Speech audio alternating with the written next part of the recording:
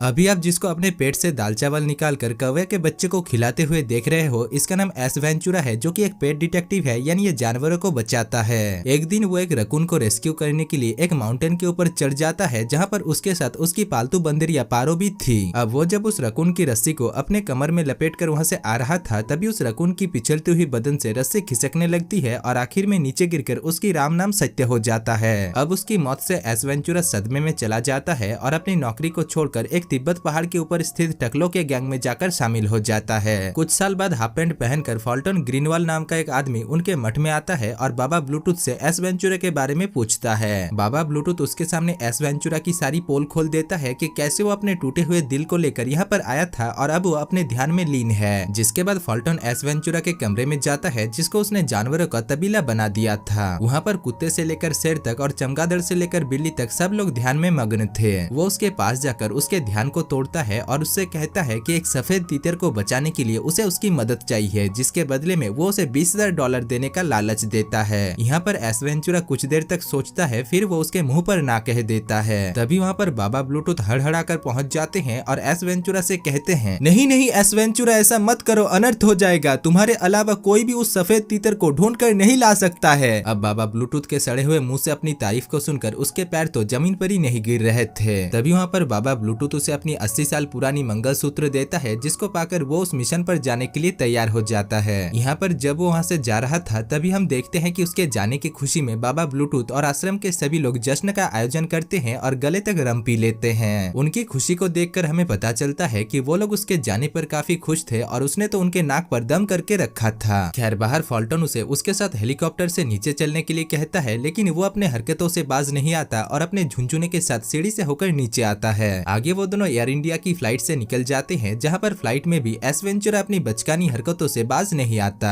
और वो फ्री के पीनट्स को खा खा कर फॉल्टन के हाथ के ऊपर थूक का पहाड़ बना देता है। जिसके बाद फॉल्टन उसे नीबिया लेकर आता है। यहाँ पर रास्ते में फॉल्टन मैप देख रहा था और एस वेंचुरा कार को चला रहा था, यानी उड़ा रहा था। वो कार को 2 पलटी मारकर एक जगह पर अपने तरीके से पार्क करता है। जिसके बाद फॉल्टन उसे एक जगह पर लेकर जाता है, जहाँ पर जानवरों के साथ जानवरों की तरह ही अत्याचार किया जा रहा था। वहाँ पर शॉन नाम का एक आदमी एक घोड़े को चाबुक से मार रहा था, इसलिए उसके पास आते ही एस वेंचुरा उसके पास से उस चाबुक को लेकर उसके पिछुंडे पर मारता है, जिससे शॉन को उसके ऊपर काफी गुस्सा आता है। लेकिन वो उसकी इन हरकतों को नजरअंदाज करके उसे अपने घर के अंदर लेकर जाता है। वहाँ पर वो देखता है कि पार्टी में सभी लोग कपड़ों के साथ साथ जानवरों को भी पहनकर आए थे। माइक नाम के एक आदमी ने तो अपने कंधे को कौवे का घोंसला बना दिया था और एक औरत ने तो बेशर्मी की सारी हदें ही पार कर दी थी। वो अपने कंधे पर एक लोमड़ी को लटकाकर अपने गंजे पति के साथ नीचे उतरती है। हमें पता चलता है कि एस वेंचुरा एक एनिमल लवर था और वो जानवरों के साथ इन अत्याचारों को होते हुए देखकर बौखला जाता है और उसके गंजे पति को अपने कंधे के ऊपर लटकाकर वहाँ पर नाचने लगता है। वो कहता है, देखो, एक लोमड़ी को अपने कंधे पर लटकाने पर उसे ऐसा ही महसूस होता है जैसे तुम्हारे इस गंजे पति को हो रहा है। अब उस बुढ़े की एक टांग तो कब्र में था ही और इस धक्कल की वजह से उसके पेट का पानी हिल जाता है। आगे शॉन उसे अपने प्राइवेट रूम में लेकर जाता है और दिखाता है कि कैसे वो लोग खतरनाक जानवरों को शिकार करते थे, लेकिन यहाँ पर भी एस वेंचुरा फिरकी लेना बंद नहीं करता। इसीलिए शॉन उसके ऊपर गुस्सा होकर उसे लेकर वहाँ से जाने लगता है। इसी बीच वो उसे उसके खुफिया कमरे में लेकर जाता है, जहाँ पर उसने दुनिया भर के बेजुबान जानवरों को मारकर उनकी हड्डियों को लटका कर रखा था। एस वेंचुरा जब ये सब कुछ देखता है, तभी उसके दिमाग का नस फटने लगता है और वो वहीं पर ही काला जादू करना शुरू कर देता है। चल छैया छैया छैया छैया, चल छैया छैया छैया छैया, चल छैया छैया छैया छैया, चल छैया छैया छैया छैया। खैर आगे फॉल्टन जब उसे जंगल से होकर लेकर जा रहा था, तभी वो दोनों झाड़ियों को हिलते हुए देखते हैं। एस वेंचुरा फॉल्टन को बताता है कि अभी जानवरों का मीटिंग करने का सीजन है, इसलिए झाड़ियों के पीछे वो लोग रोमांस कर रहे हैं। जिसके बाद फॉल्टन उसे वाचाती कबीले में लेकर जाता है, जहाँ पर सभी आदिवासी लोग उसका स्वागत करते हैं। इसी बीच एस वेंचुरा एक आदमी को एक टांग पर एक खंबे के ऊपर चढ़ा हुआ देखता है, तो वो फॉल्टन से इसके बारे में पूछता है, जिसमें फॉल्टन उससे कहता है, ओ छोड़ो, इसका तो बस इम्तिहान लिया जा रहा है। इसे ऐसे ही एक पैर पर 5 दिनों तक बैलेंस करके रहना होगा, तभी इसे कबीले में मर्दों की लिस्ट में गिना जाएगा, वरना इसे छक्का समझकर कबीले से बाहर निकाल दिया जाएगा। आगे वो दोनों वाचाती कबीले के सरदार के पास जाते हैं, जहाँ पर सरदार उन दोनों को देखकर बहुत खुश होते हैं और एस वेंचुरा के मुंह पर थूक देते हैं। हमें पता चलता है कि इस कबीले में ऐसे ही अतिथियों के मुंह पर थूक कर उन्हें प्यार और स्वागत किया जाता है। इधर तब तक वहाँ पर सरदार का बेटा लंगोटधारी भी पहुँच जाता है और वो भी एस वेंचुरा के मुंह पर थूक का एक गोला फेंकता है। आगे जब वो दोनों झोपड़ी से बाहर निकलते हैं, तभी उनका मुंह थूक से सना हुआ होता है, यानी अंदर उनके ऊपर खूब प्यार किरदार बरसाया गया है। खैर इसके बाद सरदार उन दोनों को अपने दूसरे झोपड़ी में लेकर जाते हैं और वहाँ पर पहुंचकर सरदार फल्टन से कहते हैं, फल्टन তোমাকে আমাদের এই ওয়াচাতি কবিলাটাকে বাঁচাতে হবে। দুদিন পর আমার মেয়ের বিয়ে, কিন্তু তার আগে তোমাকে সাদা তিতর পাখিটা নিয়ে আসতে হবে, ওটা আমাদের লাকি পাখি। जिसको सुनकर फल्टन को तो सब कुछ समझ में आता है, लेकिन एस वेंचुरा को कुछ भी समझ में नहीं आता। इसीलिए फल्टन उससे कहता है, सरदार ने कहा है कि 2 दिन बाद उनकी बेटी की शादी है और उससे पहले हमें सफेद तीतर को ढूंढना होगा, जो कि सरदार अपनी बेटी के शादी में दहेज में देने वाले हैं। जिसको सुनने के बाद एस वेंचुरा सफेद तीतर को ढूंढकर लाने के लिए तैयार हो जाता है। रात को कबीले के सभी लोग जश्न मनाते हैं और गमछा पहनकर ठुमका लगाते हैं। इसी बीच सरदार की बेटी भी ठुमका लगाने के लिए वहाँ पर आती है और एस वेंचुरा के सामने वो अपनी वर्जिन डांस दिखाती है। अब जब वहाँ पर सभी डांस में बिजी थे, तभी वहाँ पर एस वेंचुरा चुपके से सरदार की झोपड़ी में पहुंच जाता है और सफेद तीतर को ढूंढने के लिए सबूत इकट्ठा करने लगता है, जिससे वो झोपड़ी की माँ बहन एक कर देता है और आखिर में उसे उस सफेद तीतर का एक काला पंखुड़ी मिल जाता है। वो उस पंखुड़ी को बाहर जब देख रहा था, तभी उसके पास सरदार की बेटी आती है और उसके सामने अपने पर्दे को हटा देती है। लेकिन एस वेंचुरा तो काफी कड़क लौंडा था, इसीलिए वो उसे भाव नहीं देता। रात को जब वो एक झोपड़ी के अंदर हाथ गाड़ी चला रहा था, तभी वहाँ पर फल्टन अचानक पहुंच जाता है। दोस्तों वीडियो के बीच में मैं कहना चाहूंगा कि आप में से अभी भी 95% लोग मेरे वीडियोस को रेगुलरली देखते हो, लेकिन चैनल को सब्सक्राइब नहीं करते। तो उनसे रिक्वेस्ट है कि अगर आपको मेरा काम और मेरी मेहनत पसंद आता है तो चैनल को जरूर सब्सक्राइब कर लेना, ताकि आपको वीडियोस की नोटिफिकेशन और मुझे वीडियो बनाने की मोटिवेशन मिलता रहे।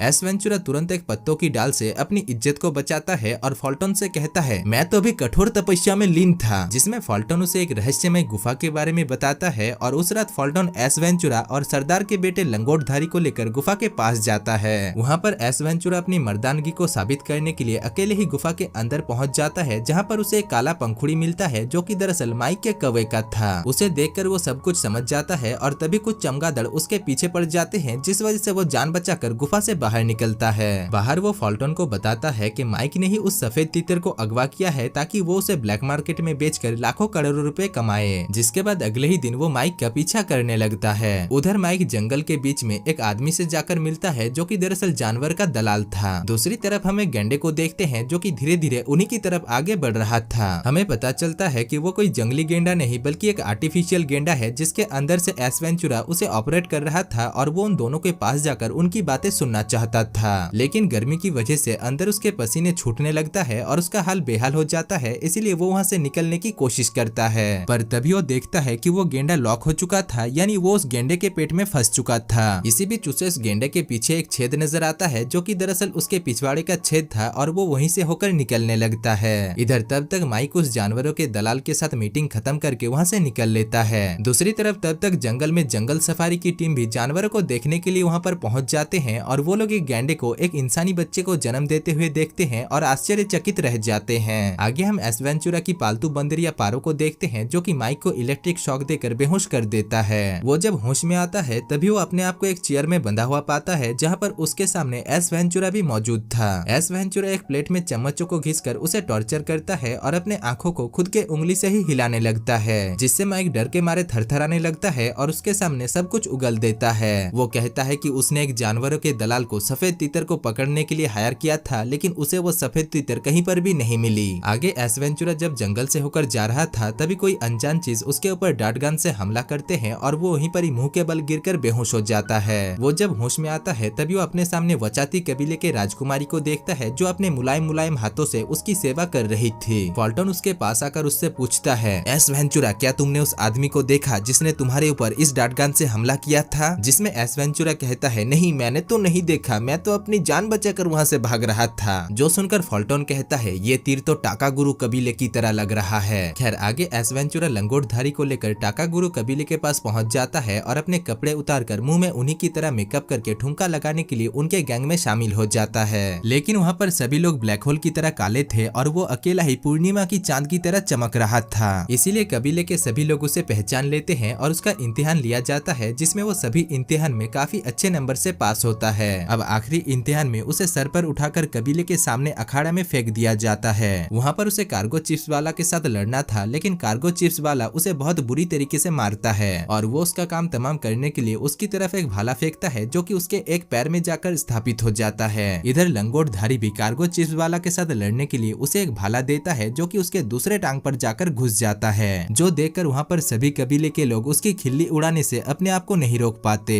खैर उसकी हालत को देखकर कबीले के लोग उसे छोड़ देते हैं, लेकिन इसके बदले में उसे सफेद तीतर को ढूंढकर उन्हें लाकर देना होगा। और अगर एस वेंचुरा ये काम नहीं कर पाता है तो वो लोग वचाती कबीले के ऊपर हमला कर देंगे। जिसके बाद एस वेंचुरा सफेद तीतर को ढूंढने के लिए लंगोटधारी को लेकर वहाँ से निकल पड़ता है। रास्ते में उसे और एक डाटगन मिलता है जो कि दिखने में उसके ऊपर फायर की गई हुई डाटगन की तरह ही था। यहाँ पर एस वेंचुरा लंगोटधारी को उसके कबीले में जाकर कबीले वालों को इन्फॉर्म करने के लिए कहता है कि टाकागुरु कबीले के लोग उनके ऊपर हमला कर सकते हैं। जिसके बाद वो खुद सफेद तीतर को ढूंढने के लिए जंगल के गहराइयों में जाने लगता है। आगे उसे जंगल के बीच में एक झोपड़ी देखने को मिलता है जिसके अंदर दो जानवरों के दलाल बैठे हुए थे। हम देखते हैं कि वो सफेद तीतर जिसकी वजह से यहाँ पर रामायण महाभारत में बदल गया, उसको उन दोनों जानवरों के दलाल ने ही पकड़ कर रखा था। एस वेंचुरा उनके झोपड़ी के पास जाकर फीमेल गोरिल्ला की आवाज करता है जिससे वो दोनों झोपड़ी से बाहर निकल जाते हैं। इधर मौके का फायदा उठाकर एस वेंचुरा सफेद तीतर को लेने के लिए उस झोपड़ी के अंदर पहुंच जाता है। अब जब वो सफेद तीतर के पिंजरे को लेने के लिए जा रहा था तभी वहाँ पर वापस से वो दोनों आकर उसे डाटगन से बेहोश कर देते हैं। वो जब होश में आता है तभी वो अपने आप को एक चप्पू में बंधा हुआ पाता है जहाँ पर उसके साथ उसकी पालतू बंदर या पारो को भी उन्होंने बांध दिया था। यहाँ पर नदी के बहाव से वो दोनों बहते जा रहे थे। पारो किसी तरीके से अपने आप को आजाद कर लेता है और एस वेंचुरा को भी आजाद करने की कोशिश करता है, लेकिन आगे एक बड़ा सा झरना आ रहा था इसीलिए वो भी उसे धोखा देकर मरने के लिए छोड़कर वहाँ से निकल लेता है। जिसके बाद एस वेंचुरा चप्पू के साथ झरने से नीचे गिरता है, लेकिन इससे उसे कुछ भी नहीं होता।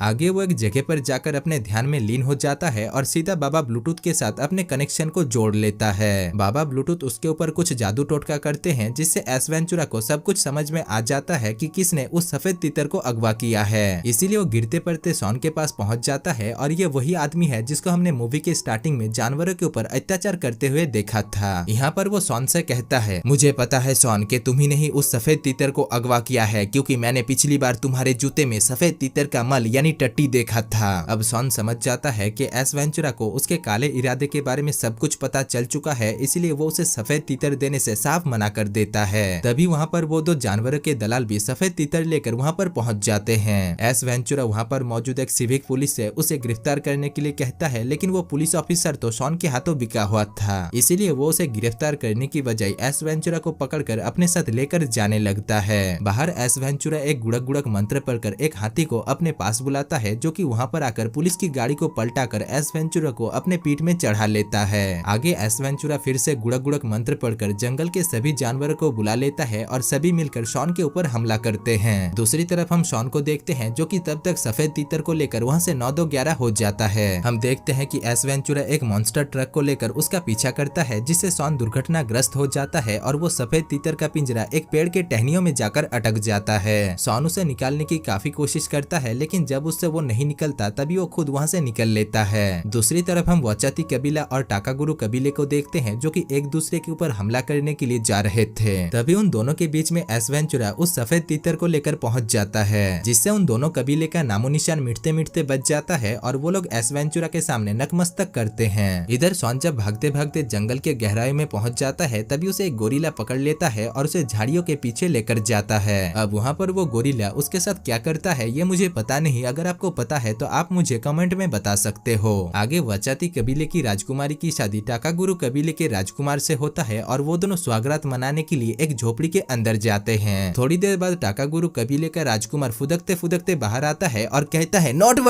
वर्जिन, यानी राजकुमारी वर्जिन नहीं है। जो सुनते ही वहाँ पर सभी को एस वेंचुरा के ऊपर शक होता है और वो सभी उसकी लेने के लिए उसका पीछा करते हैं। और दोस्तों इसी के साथ ही इस मूवी की कहानी समाप्त हो जाती है।